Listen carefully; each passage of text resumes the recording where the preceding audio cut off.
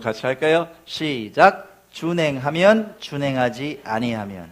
레위기 26장 1절에서 20절 말씀 다 읽을 수는 없고 축약해서 핵심되는 구절들만 제가 모았습니다. 우리 먼저 같이 읽겠습니다. 시작. 너희는 자기를 위하여 우상을 만들지 말지니 조각한 것이나 주상을 세우지 말며 너희 땅에 조각한 석상을 세우고 그에게 경배하지 말라. 나는 너희의 하나님 여호와임이니라. 너희는 내 안식일을 지키며 내 성소를 경외하라. 나는 여호와이니라. 너희가 내 규례와 계명을 준행하면 내가 너희에게 철따라 비를 주리니 땅은 그 산물을 내고 밭의 나무는 열매를 맺으리라. 너희의 타작은 포도 딸 때까지 미치며 너희의 포도 따는 것은 파종할 때까지 미치리니 너희가 음식을 배불리 먹고 너희의 땅에 안전하게 거주하리라. 14절로 넘어갑니다. 시작. 그러나 너희가 내게 청종하지 아니하여 이 모든 명령을 준행하지 아니하면 내가 이같이 너희에게 행하리니 곧 내가 너희에게 놀라운 재앙을 내려 폐병과 열병으로 눈이 어둡고 생명이 쇠약하게 할 것이요 너희가 파종한 것은 헛되리니 너희의 대적이 그것을 먹을 것임이며 너희의 수고가 헛될지라. 땅은 그 산물을 내지 아니하고 땅의 나무는 그 열매를 맺지 아니하리라. 아멘. 화요일마다 성경 통독하고 있습니다. 이번 주에 레위기를 마쳤어요. 레위기 26장을 읽는데 이 두 구절이 제 눈을 끌어당기는 거예요. 뭐였느냐? 방금 읽은 말씀이에요. 3절 말씀입니다. 그 하나는 3절이었어요. 내 규례와 계명을 준행하면 이렇게 된다.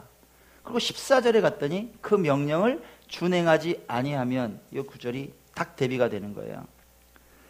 3절 이하에 준행하면 요 하반절을 봤습니다. 자, 그랬더니 놀라운 축복의 말씀들이 이어지는 거예요. 음식을 배불리 먹는데요. 배불러요. 배 두드리는 거야. 너희 땅에 안전하게 거주해요. 하나님께서 보호하신다는 약속이었어요. 내 명령을 준행하면 내가 너희를 돌볼 거야. 너희를 번성하게 할 거야. 너희를 창대하게 할 거야. 이 약속이 있어요. 하나님 명령을 준행하면. 14절로 갔더니 영딴판입니다. 정반대의 말씀이에요.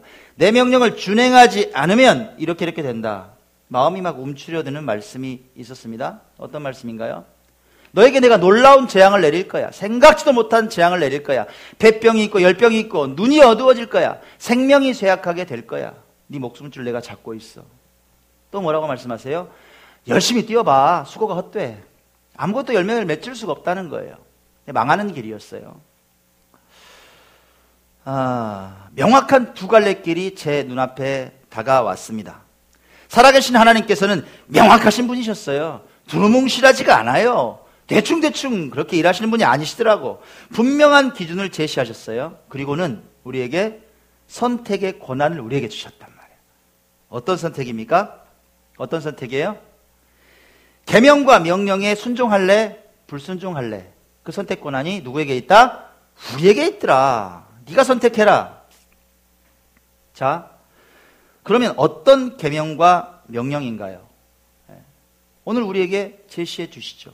모든 명령을 축약한 것 같은 가장 우선해야 할 명령을 오늘 우리에게 주셨어요. 그게 우리가 읽은 레위기 26장 1절과 2절에 들어있더라 이 말이에요.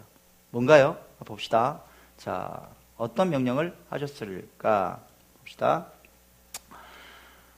같이 한번 읽을까요? 시작. 너희는 자기를 위하여 우상을 만들지 말지니 조각한 것이나 주상을 세우지 말며 너희 땅에 조각한 석상을 세우고 그에게 경배하지 말라. 나는 너희의 하나님 여호와임이니라. 너희는 내 안식일을 지키며 내 성소를 경외하라. 나는 여호와이니라. 몇 가지 명령입니까? 정리하니까 세 가지죠. 세 가지입니다. 보세요. 우상을 섬기지 말라. 안식일을 지키라. 그리고 내 성소를 경외하라.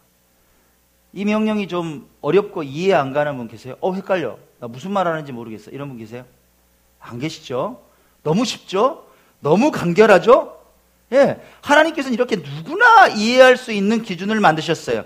추후에 어떤 사람도 변명할 수 없을 만큼 아주 쉽게 우리에게 기준을 딱 내놓으세요. 그럼 정리해 봅시다. 이 명령을 준행하면, 지키면, 순종하면 몇 절이야? 3절 이하의 인생이 따라온다. 이 세 가지 명령을 준행하지 않으면, 지키지 않으면, 순종하지 않으면 몇 절 이하의 인생이 온다? 14절 이하의 인생이 온다. 저주와 징벌의 길이 올 거야. 명확해요. 눈에 확 드러나 흑과백처럼. 사랑하는 여러분께 질문합니다. 여러분은 3절 이하의 인생을 살고 싶으십니까? 14절 이하의 인생을 살고 싶으십니까? 네. 괜히 물어봤죠. 그죠? 에이, 물어볼 걸 물어봐야지. 다 3절? 네, 통과. 저 3절로 통과하면 누구나 그래요. 뭐 저에게 물어봐도 마찬가지일 겁니다. 하나님께 인정받고 복받고 싶지 누가 멸망의 길을 가고 싶겠습니까? 그러면 우리가 뭘 지켜야 되느냐? 이미 답은 나와 있지만 한번 세밀하게 하나님의 마음을 좀 우리가 알아봤으면 좋겠습니다. 오늘 세 가지 명령을 중심으로 은혜를 나눌까 합니다. 첫 번째 어떤 명령이었습니까? 우상을 섬기지 말라고 얘기합니다. 우상 섬기지 마. 첫 번째예요. 첫 번째. 김지영 씨가 있습니다. 33 된 미혼 여성입니다. 최근 요가를 시작을 했네요. 큰맘 먹고 아주 비싼 요가복을 여러 벌 사 모았습니다. 보고만 있어도 행복한 거예요. 그녀는 또 적금을 열심히 붓습니다. 그래서 1년에 한 차례씩은 유럽, 미국, 호주 이런 곳으로 장거리 해외여행을 갑니다. 그곳에서 기념품도 사 모으고 예쁜 그릇도 사오고 이런 게 취미예요. 김지영 씨가 이렇게 말했습니다. 가끔은 내 인생을 보면 너무 대책 없이 산다 이런 생각이 들기도 하지만 이렇게라도 살지 않으면 인생의 가치가 없는 것 같아요. 이렇게 인터뷰했더라고. 김지영 씨와 같은 부류의 사람들이 요즘 늘어나고 있습니다. 이런 사람들을 뭐라고 하는지 아세요? 이런 사람들을 욜로족이라고 그럽니다. 욜로족. 욜로족이란 뭐냐? 인생은 한 번뿐이라는 거예요. You only live once. You only live once. 인생은 딱 한 번이야. 거기에 단어에서 두 문자를 갖고 왔어요. 그래서 붙여놓으니까 욜로예요. 지금 이 순간을 행복하게 보내는 것에 의미를 둡니다. 혼자라도 돼. 필요 없어. 내가 기뻐야지. 내가 행복해야지. 미래는 필요 없어요. 어떻게 될지도 모르는 미래보다 현재를 위해서 다 투자합니다. 아낌없이 현재를 즐깁니다. 저축보다 스포츠, 패션, 여행, 오락, 다양한 소비를 즐겨요. 이런 사람들을 욜로족이라고 합니다. 자, 여러분 어떻습니까? 여러분도 혹시 이런 인생 살고 싶으세요? 와, 세상에 놀랍다. 쿨하게, 아주 멋지게 남들이 SNS를 휘끌리는 거 보면서 카스나 페이북 보면 우와 대박 호주다 호주 우와 나도 이런 거 부러움 시선이죠. 어머머머 레스토랑에 어머나 어머 몸에 걸친 것 봐 이런 거. 이런 부러움 있는 시선들. 여러분 그럼 한 가지만 생각해 봅시다. 이런 욜로족의 가치관을 하나님께서는 어떻게 보실까? 이런 욜로족의 가치관을 하나님께서는 어떻게 보실까? 무르나 만하겠죠? 여러분 보세요. 자기 자신의 인생이 우상이 됐다 이 말이에요. 이해 가세요? 삶의 모든 선택 기준이 나예요. 나라고. 오로지 나의 기쁨과 쾌락과 희열을 위해서 살아가는 사람을 성경에서는 결코 옳다고 말하지 않는다 이 말이에요. 자, 요한 사도가 이렇게 말했습니다. 이 세상이나 세상에 있는 것들을 사랑하지 말라. 누구든지 세상을 사랑하면 아버지의 사랑이 그 안에 있지 아니하니 이는 세상에 있는 모든 것이 육신의 정욕과 안목의 정욕과 이생의 자랑이니 다 아버지께로부터 온 것이 아니다. 세상으로부터 왔다. 이렇게 말씀합니다. 자, 하나님께서 우상을 섬기지 말라 이렇게 말씀하셨는데 핵심을 한번 파고 들어가 보게요. 핵심을 파고 들어가면 저는 이런 깨달음이 왔어요. 너 자신의 삶, 자기 자신의 삶만을 위해서 세상 것들을 사랑하지 마. 이 가르침 아닐까요? 우리의 모든 선택 기준이 내가 우상이 되기 때문에 내가. 자, 보세요. 내 안에 우상이 있는지 없는지 확인하는 방법 뭘까? 요한 사도가 말한 걸 보면 요걸 대입해 보면 간단하게 해결이 돼요. 내 머릿속에 있는 게 내 생각들과 내 인생의 가치관이 가만히 보니까 내 몸이 원하는 거, 내 말초신경이 자극하는 거, 땡기는 거, 이런 육신의 정욕, 내가 보기에 좋은 거, 뭐예요? 그럴싸하네. 안목의 정욕. 또 뭐 있어요? 남들에게 자랑하고 싶은 거, 뭔가 내가 누리면서 차지하고 싶은 것, 이 생의 자랑거리들만 가득하다면 뭐예요? 나라는 우상에 사로잡혀 사는 인생이 분명한 거죠. 안 그래? 누가 우상이에요? 우상이 꼭 돌 깎아놔야 돼요, 이렇게? 신이시하고? 내 안에 있다면 내 안에. 내가 우상이에요. 하나님께서는 이 첫 번째 기준으로 축복과 저주를 가르시겠다 말씀하시는 거 우리 경고의 메시지로 들어야 되지 않습니까? 가르시겠다. 3절로 살래? 14절로 살래? 물으시는 거예요. 자, 우리는 믿는 사람들입니다. 크리스찬들이에요. 그죠? 그죠? 믿는 사람들입니다. 크리스찬들도 연로족 있을까요? 연로족의 습성을 가진 사람들이 있을까요? 네, 있겠죠. 네, 크리스찬 연로족들이 있습니다. 가만히 한번 생각해 봤어요. 어떤 사람들이 크리스찬 연로족일까? 아마 이런 사람들 아닐까요? 내 만족과 기쁨을 위한 신앙인. 이해가세요? 네, 주권이 하나님께 있잖아. 나한테 있어요. 신앙도 내 인생을 위한 액세서리다 이 말이에요. 네, 여러 가지 것들 중에 하나. 예를 들자면 내 마음에 위로를 주는 내가 듣기 좋은 설교를 좋아합니다. 달콤한 말. 달콤한 말. 경고의 메시지가 들리면 별로 탐탁하지가 않아요. 아, 왜 또 저런 소리 한대? 이런. 축복은 좋아합니다. 그런데 십자가는 단호히 거부합니다. 안 해요, 저. 여러분 어떠세요? 여러분 점검해 보시기 바랍니다. 여러분 다시 하나님의 명령을 새깁시다. 준행하라고 말씀하신 첫 번째 명령이 뭐냐? 너희는 자기를 위하여 우상을 만들지 말라 말씀하세요. 오직 나만 바라보게 하는 이 세상의 신우상주의를 따르지 말고 하나님을 가슴에 새기면서 살아가는 여러분 되시기 바랍니다. 아멘. 두 번째, 우리에게 어떤 명령을 주셨습니까? 자, 어떤 명령이었어요? 예. 안식일을 지키라고 말씀하시네요. 안식일. 예. 자, 조그만 항구 도시가 있었습니다. 예, 항구 도시가 딱 있었는데 어떤 어부가 대낮에 이 자기 보트 위에 딱 누워가지고 잠을 자고 있는 거예요.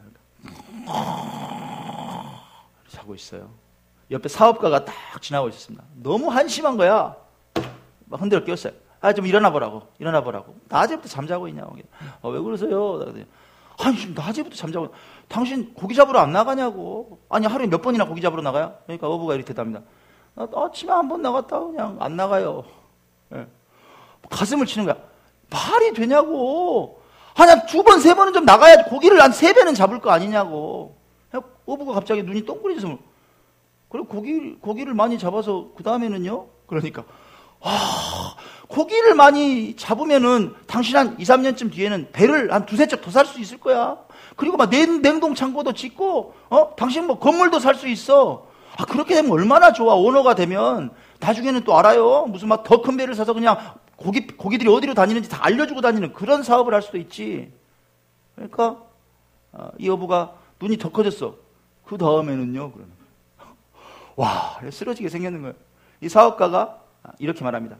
아, 그런 정도 상태가 되면 당신은 일 안 해도 된단 말이야. 편안하게 살 수 있지. 아, 이렇게 바닷가에 탁 나와서 편안하게 바다나 바라보면서 실컷 낮잠이나 자는 거지 뭐. 딱 이렇게 얘기했어요. 그러니까 이 어부가 씩 웃으면서 난 이미 그러고 있는데요. 그러고 자는 거예요, 다시. 나 이미 그러고 있다. 나 신나게 낮잠 자고 있다. 하면 다시 자는 거예요. 자, 여러분 조금 과장된 얘기처럼 들리기도 하지만 한번 생각해 봅시다. 여러분 사업가의 생각을 하면서 살아가십니까? 아니면 어부의 생각을 하시면서 살아가십니까? 네. 많은 사람들, 많은 현대인들은 행복의 중심에 이 사업가처럼 돈이 있다고 여깁니다. 그죠? 행복하려면 돈 있으면 돼. 나머지는 다 따라오는 거야. 근데 행복의 중심에는 진정한 휴식이 있습니다. 그런데도 사람들은 두둑한 통장의 잔고, 훌륭한 스펙, 탄탄한 인맥 쌓기 이런 것을 행복의 기본 조건으로 지켜 세웁니다. 그리고 쉬는 걸 용납하지 않습니다. 제때 풀지 못한 스트레스는 쌓여갑니다. 우리 인생을 어떻게 만들어요? 기분 전환조차 마음대로 못하는 무기력 덩어리로 만듭니다. 그 다음에 따라오는 게 뭘까요? 수면장애, 소화장애, 우울증, 조울증, 알코올 중독, 약물 중독, 비만. 21세기 유행병처럼 우리에게 따라다니는 것들입니다. 이런 사람들에게, 이런 현대인들에게 가장 필요한 게 뭘까요? 여러분, 제가 말씀드렸어요. 정답. 휴식이란 말이에요. 그러면 욜로독처럼 살아야겠네. 아니, 그거 말고요. 여러분, 제가 그 말하는 게 아니잖아요. 나만 위해서 막 즐기며 살라는 얘기가, 진정한 휴식이 필요하다. 진정한 쉼이 필요하다 이거예요. 진정한 쉼은 어디서 옵니까? 어디서 와요, 여러분? 예, 그건 하나님 안에서 안식하는 예배 가운데 온다는 거예요. 구약의 안식일은 신약의 주일의 그림자예요. 우린 주일 예배 가운데 안식하는 거예요. 지루하고 따분한 시간 그냥 어서 지나가라고 있는 게 아니라 안식한다. 예배는 무슨 시간입니까? 예배는 휴식의 시간이란 말이에요. 휴식의 시간이다. 세상에서 지친 몸과 영혼이 하나님의 그늘 아래에서 쉼을 얻는 시간이다. 이 휴식이란 글자잖아요. 요게 쉴, 휴. 요게 숨 쉴 식자예요. 숨 쉴 식자. 이 휴자는 사람이 나무에 기대어 있는 그런 모양을 나타내고 있죠. 나무 아래에 있는 거예요. 나무에 기대고 그늘 아래에 있는 거예요. 그리고 그 그늘 아래서 숨 쉬어요. 그게 휴식이다. 거칠어진 숨을 가라앉히고 안정을 취하는 겁니다. 우리도 예배를 통해서 나무에 기대고 나무 아래에 앉아야 되죠. 어떤 나무예요, 여러분? 나를 위해 죽으신 나무 십자가에 기대서 예수님의 은혜를 구하는 거예요. 하나님의 사랑의 그늘 아래에서 성령의 바람을 맞는 거예요. 기도는 영혼의 호흡이라 그럽니다. 그 기도를 통해서 숨을 좀 골라야 돼요. 무작정 달리면 안 된단 말이에요. 영혼의 휴식 같은 예배를 통해서 하나님께서는 끊임없이 여러분에게 말씀하십니다. 뭐라고 말씀합니까? 이렇게 말씀합니다. 두려워 마, 떨지 마, 제발 좀 떨지 마. 내가 너와 함께 하잖아. 놀라지 좀 마. 놀라지 말고 나를 봐. 나는 네 하나님이잖아. 내가 너를 굳세게 할 거야. 도와줄 거야. 내가 도와준다고. 너를 굳세게 할 거야. 너를 붙들 거야. 예배 중에 우리에게 말씀하십니다. 어떠한 상황에서도 예수님의 초청에 응하고 하나님의 초청에 응하고 예배를 사모하면서 평생을 살아가는 여러분 되시기 바랍니다. 주일 성수를 세상의 일들과 바꾸지 않는 선이 분명한 크리스찬 되시기 바랍니다. 이 두 번째 명령을 준행하면 3절의 인생이요, 준행하지 아니하면 14절의 인생이다. 주일 어기는 것 여러분 간과하지 마세요. 두 번째 명령이었습니다. 자, 세 번째 우리에게 어떤 명령을 주십니까? 세 번째 명령입니다. 내 성소를 경외하라. 세 번째, 내 성소를 경외하라. 오늘날 표현으로 바꾸면 어떤 말로 바꿀 수 있을까요? 성소란 말, 요즘 뭐 쓰지만 우리가 일상적으로 쓰진 않잖아요. 어디를 경외하라? 어디를 경외하라? 성소가 어디예요, 여러분? 그렇죠. 교회를 경외하라. 이렇게 됩니다. 해석하면 예배의 처소를 경외하라. 경외가 어떤 뜻이냐? 기본적인 의미는 두려움, 떨림이에요. 경외한다는 말은 무서워하는 거죠. 이게 근간에 깔려 있는 거예요. 하지만 성경이 말하는 경외는 달라요. 두려움이나 무서움에서 출발한 떨림이 아니에요. 그건 어떤 뜻이 있냐? 좋은 마음, 곧 존경하는 마음으로 삼가고 조심한다. 이런 뜻이 있습니다. 그런데 하나님 경외하라는 건 내가 좀 이해가 되는데 교회를 경외하라? 뭐 어떤 의미가 있을까? 교회를 경외하라. 그건 하나님의 마음을 알아야겠죠, 우리가.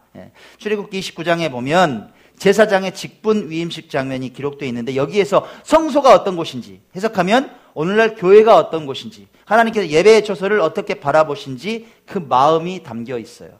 자, 이런 구절입니다. 그 성소에서 내가 거기서 너희와 만나고 내게 말하리라. 내가 거기서 이스라엘 자손을 만나리니 내 영광으로 말미암아 회막이 거룩하게 될지. 여기 있는 회막은 성소를 말합니다. 여기 교회를 예배 처소를 말합니다. 하나님께서 성소는, 교회는 구별하신 공간이에요. 그건 지금도 동일하다. 보세요. 내가 너희와 만나고 내게 말하리라. 거기에서 우리를 만나주세요. 교회에서 하나님께서는 우리를 만나주신다. 이스라엘 자손을 만나리라. 우리를 만나주시고 우리에게 말씀해 주신단 말이에요. 내 영광으로 말미암아 회막이 거룩하게 될 것이다. 교회는 하나님의 임재가 있는 거룩한 장소다. 하나님께서 구별하셨다. 그 성소를 경외하는 자, 축복의 길을 여신다. 약속이죠. 세 번째. 이해 가세요? 그 성소를 경외하는 자, 그 교회를 사랑하는 자, 축복의 길을 여시겠다. 이렇게 말씀하십니다. 여러분 아시다시피 지금 이제 나주에서 개척교회 컨설팅 계속 하고 있어요. 이제 거의 뭐 두 교회는 마무리됐습니다. 내일 조성영 집사님하고 주양한교회 음양공사만 끝내면 거의 일단락됩니다. 소망교회는 거의 99% 끝났고, 소망교회가 99% 끝났는데 처음에 모습 다시 한번 보여드릴까요? 이렇게 생겼어요. 허허벌판 갔는데 막막한 거예요. 사막 같아. 아무것도 없어요. 답답하더라고요. 뭐 도와드리긴 도와드려야겠는데 제가 언제 이런 일을 해봤냐고요. 막 기도했는데 누가 얼굴이 딱 떠오르냐면 그 박종철 감독 얼굴이 딱 떠오르는 거예요. 왜? 첫 번째 고민이 뭐냐면 이 공간을 도대체 어떻게 나누고 어떻게 구성해야 될까? 또 어떤 방향으로 뭐 문을 내고 이렇게 해야 될까? 이건 답이 안 나오는 거예요. 막 헷갈려. 그래가지고 고민하다가 제가 그때 토요일 날 급하게 연락을 했습니다. 아니 박 선생 있잖아. 이렇게 돼서 교회를 좀 도와드려야 되는데 답이 안 나오네. 뭘 어떻게 해야 될지 모르겠네. 문을 왼쪽에다 두려고 그러니까 이쪽에 성전 모양이 이상해지는 거야. 그럼 문을 2개 다니까 더 이상해지고 문을 한 2개 달아야겠는데 어떻게 하면 되지? 제 머릿속으로 답이 안 나와요. 알겠다고 연락드리겠다고 전화를 끊었어요. 세상에 토요일날 오후에 전화했는데 그 다음날 예배 드리는데 왔더라고. 컴퓨터 딱 들고 왔어요. 예배 딱 끝나더니 컴퓨터 딱 펴는 거야. 그러더니 보시라고 하면서 도면을 쫙 펴놔요. 나를 셌는지 뭐 2개, 3개를 만들어 갖고 왔어요. 그래가지고 이렇게 나누시면 된다는 거예요. 정확하게 그냥 탁 센치 재가지고 문을 이쪽으로 내고 이쪽이 목회연구실이고 이쪽이 성전이 되고 이쪽에 싱크대를 넣으시고 이쪽에 방송실을 넣으시고 이렇게 하면 됩니다. 여기는 뭐 8m가 되고 몇 미터 됩니다. 딱 나오는 거예요. 와, 가슴이 막 후련하더라고. 이대로 소망교회를 완성을 한 거예요. 완성을 했습니다. 자, 지난주에 얼굴을 또 봤습니다. 만났는데 갑자기 이런 간증을 해요. 박 감독이. 목사님, 나주시청 미디어쇼 일이 통과가 됐습니다. 무슨 얘기냐? 예전에 제가 그 익산에서 축제 본부장 할 때 제 밑에서 같이 일했던 팀장이 있어요. 조명환 팀장이라고. 그 사업을 합니다. 이벤트 사업을 크게 하는데 서울에서 잘 됐어요. 전국에 일을 해. 미디어쇼. 예를 들어서 막 큰 성문이나 이런 데 있잖아요. 막 멀티미디어 피기쇼라 그래가지고 몇 억짜리예요. 막 사람들한테 막 멀티미디어 쇼 작가를 붙여가지고 이런 일을 해요. 전주에서도 지금 하고 있어. 근데 이번에 나주시청에 어플라이를 하는 거예요. 이제 자기가 일을 하는데 그걸 총괄해줄 예술 감독이 필요한데 이 박 감독이 생각이 나니까 부른 거야. 그래가지고 이 사람 가만히 있었어. 근데 자기가 찾아가가지고 맡아달라고. 이게 될지 안 될지 몰랐죠. 그런 상황이었어요. 근데 박 감독이 감독하는 거야. 목사님 사실은 나주 지역 교회 일을 도와달라고 하시는데 나주 쪽 일이 이게 어플라이가 돼서 뭐가 동시에 진행이 돼서 조금 이게 뭐 연관이 있나? 조금 의아하게 생각을 했었습니다. 근데 그 일이 됐다고 덜커덕 됐다고 연락이 왔네요. 그래서 일을 하게 됐습니다. 그럼 어느 정도의 일이냐? 놀라운 간증을 해요. 근데 목사님 진짜 놀라운 건 제가 지금 풍류남도 나들이에서 받는 총감독 연봉하고 똑같은 연봉을 나주에서 또 받게 됐습니다. 프리하게 일하는 거예요, 여러분. 일은 누가 하면 작가가 다 해. 감독이 별로 할 일 없어요. 한 5개월만 일하면 돼요. 쉬엄쉬엄 하면서.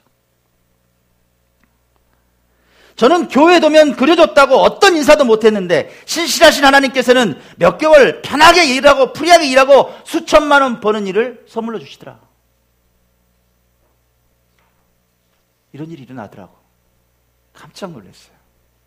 이번에 또 깨달았습니다. 하나님께서는 교회를 사랑하고 헌신하는 종들의 삶을 결코 그냥 두지 않으신다. 결코! 힘이 나더라고요. 그 말을 들으니까. 하나님 다 보고 계신다. 묵목사가 대꽃 따일까 하는 거, 도배하는 거 다 보고 계신다. 막 기대가 되는 거예요. 내 인생에는 어떤 일이 터질까? 우리 교회는 어떤 일이 터질까? 여러분 중요한 역할을 하는 거예요. 제가 움직일 수 있는 힘이 어디서 납니까? 여러분 때문에. 여러분 예배 공동체에서 같이 살아가 주시니까 제가 힘나서 가지. 저 혼자 어떻게 움직여요? 하나님께서 보고 계십니다. 보고 계세요. 보고 계시더라고. 주께서 이 종과 우리 교회에 허락하실 레위기 26장을 3절 이하의 축복이 기다려져요.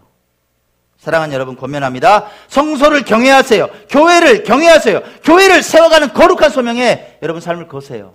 도대체 어떤 일이 펼쳐지나 한번 걸어보라고.